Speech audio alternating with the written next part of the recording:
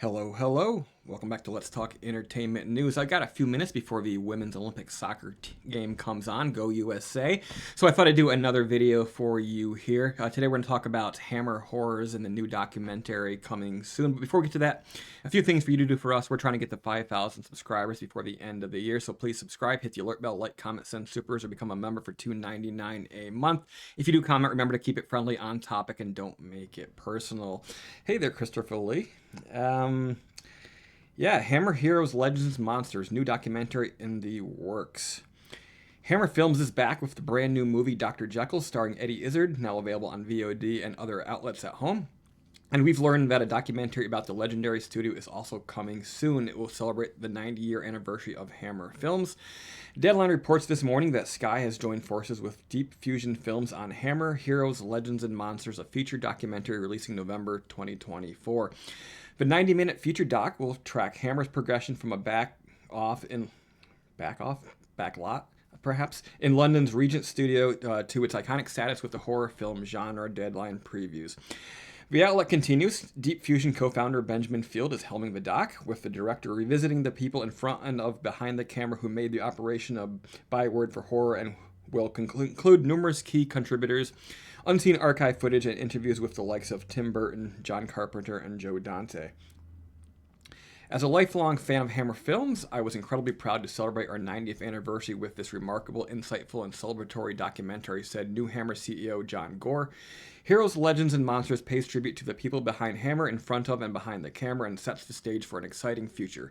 Hammer has always been at the forefront of horror, and with the dedication of a talented team and support of Sky, we are poised to continue thrilling audiences with Hammer magic for the next decade and beyond. Here's to the next 90 years of Hammer and its heroes, legends, and monsters.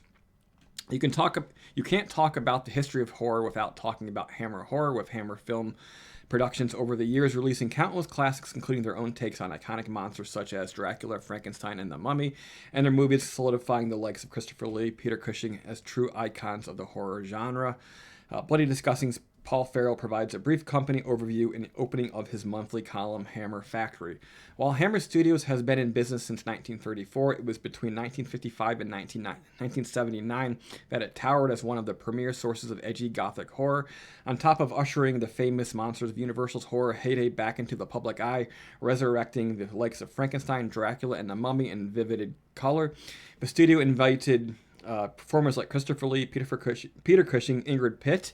Ingrid Pitt has a connection to one of my favorite bands, Cradle of Filth, and did narration and appeared in one of the videos for Cruelty and the Beast.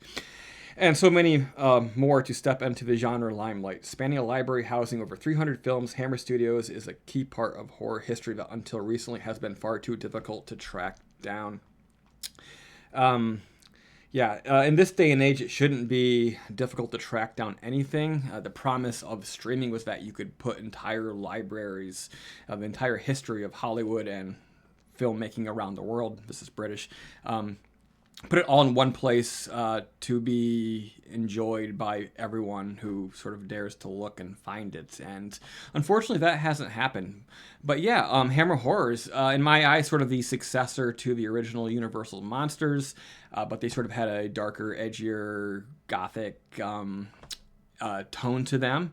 There's a fair helping of schlock, but they also pushed a lot of boundaries as far as, being explicit and gory and vulgar, which no doubt, pushed a lot of buttons. And of course, they laid the groundwork for what eventually came out of the late 70s, early 80s, early 90s. All the films in the horror world that we know today were inspired, in some ways helped along by what Hammer did before them. And, a lot of the small indie filmmakers especially should have had connections to that. Anybody who was lucky enough to have seen those films back in the day and were able to bring that sort of sensibility to the world, when the major big studio side was all getting a lot more glossy and all like that. So I think the indie horror world of today very much is part of the lineage of what Hammer did back then. But yeah, sort of excited about this. I probably like the documentary better than some of the films. I don't go too deep into their catalog. I'm just the big players, but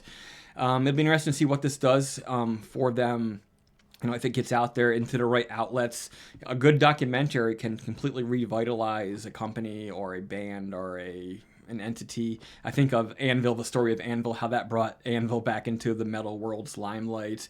Also, a lot of what happens like on Netflix and various sport documentaries, for example. And there's so much going on. Formula One, their Drive to Survive is sort of a documentary. Reality TV shows help them blow up here in the U.S. NASCAR is doing a similar thing too with Netflix. So the power of a good dose of reality, sort of outlaying the story of anything, has a power to sort of revitalize the thing itself. So I'm excited to see what this does for Hammer Horror, which is trying to sort of come back to the limelight again. So, all right, what do you think? Tell us in the comment section below. But until next time, keep it creepy.